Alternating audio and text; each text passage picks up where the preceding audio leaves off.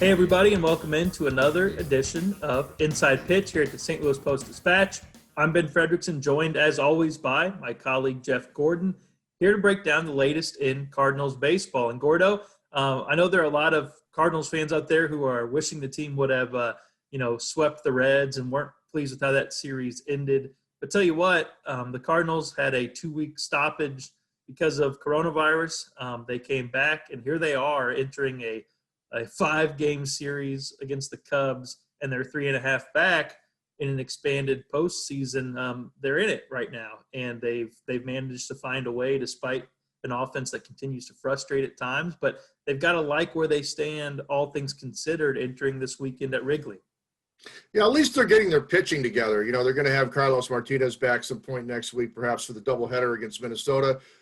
Johan Oviedo's been a revelation. Looks like he's legit. He's a lot to learn, but after the disappointment Daniel Ponce de Leon suffered, it looks like he stepped right into the void. The pitching lines up pretty good. The bullpen actually got a day off because the team actually got a day off. Who knew it was possible on the schedule? So the pitching lines up pretty good. And Ben Fair, they got half of a batting order doing pretty well. I'm not so sure about the other half. What do you make about where the outfield is right now? I mean, that was the conversation for this team this season. Hey, we're going to play a lot of young players, and we're going to see how they do. A lot of folks were critical of Dexter Fowler and his ability to have a good season. Well, he was the best performing outfielder by far, and all of a sudden he's on the injured list for who knows how long with some sort of stomach issue that he's dealing with. Well, now it's even more pressure on the Harrison Baders, the Dylan Carlsons, the Tyler O'Neills, the Lane Thomases. 3 of those 4 haven't played all that well. Now, Lane Thomas hasn't played much. We're going to see a lot more of him, but these young guys are going to have to come up with some way to produce in the outfield. Yeah, Dylan Carlson got a break. You know, apparently the changeup is not his friend right now, and he's seeing a lot of it. Mike Schultz complaining that they're pitching him tough. Well, I mean, it's a credit to him. Everybody knew he was a top hitting prospect. They took him seriously when he came into the big leagues. Didn't sneak into the big leagues, so he's getting quite the lesson. You know, we've seen a lot of Tyler O'Neill. We've seen a lot of Harrison Bader. They just haven't gotten to that, consistent productivity level. So now we're all eager to see more of Lane Thomas. This is the guy I thought might get lost in the shuffle earlier because he was his absence pushed him to the back of the line. Well, now Lane Thomas gets one more chance to try to establish himself. Anybody who hits is going to play. So does that mean at some point we see Austin Dean if he's healthy and good to go? Yeah, all hands on deck. Raise your hand if you can hit. Give me some Justin Williams opportunity. I'd like to see what he could do. I mean, that guy made loud contact during summer camp, and I'd like to see him maybe get a shot. He's on the 40-man roster at some point. Why not?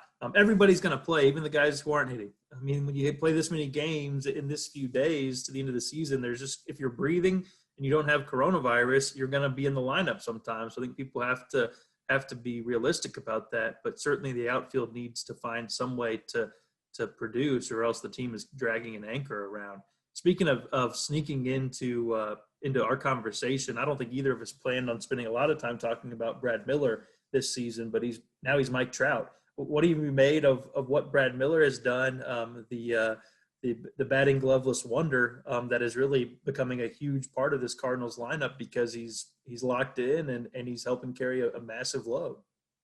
Once upon a time, he was a 30-homer guy, so you figured, okay, this guy's going to give you some punch off the bench. Then unfortunately, injuries held him back. He didn't get a chance to make a splash when we were all evaluating the team and seeing how things would come together.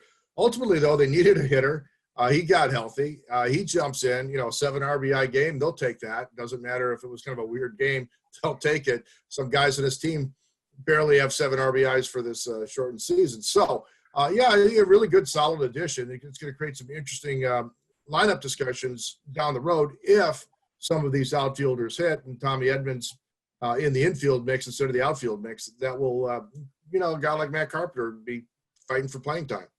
Yeah, that's been another point that has really hurt the Cardinals, as Carpenter's having, as of right now, a worse season this season than he did last season statistically, and that's a drag too for the offense. But again, Cardinals are in decent shape, Gordo. They can't split this series, this weird 5-game series, playing as the home team at Wrigley Field again for part of it. Do you think they can win this series? Let's end on that. What do you got, a prediction for the series?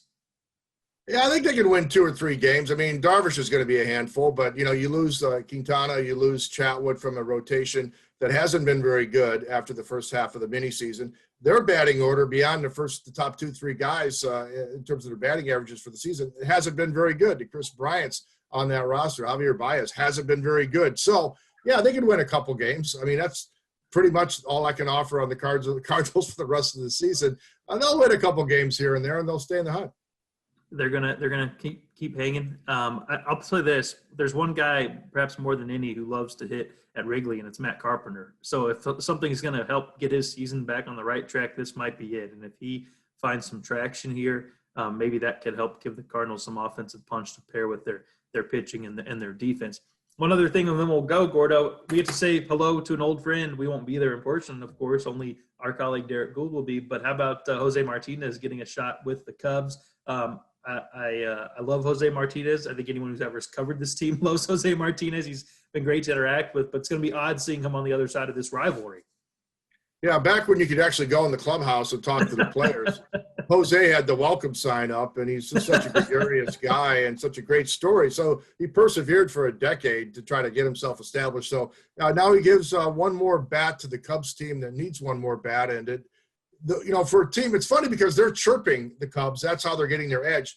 But Jose's got to feel weird sitting in that dugout while his new teammates are chirping his old teammates. He's going to be like, yeah, but those are nice guys over there. So yeah, he's too nice, too much chirping, but maybe he can give them some hints on what to holler across the diamond about. Gordo, good stuff, man. Enjoy the games this weekend. We'll talk to you next week. And for everybody who's enjoying these, thank you.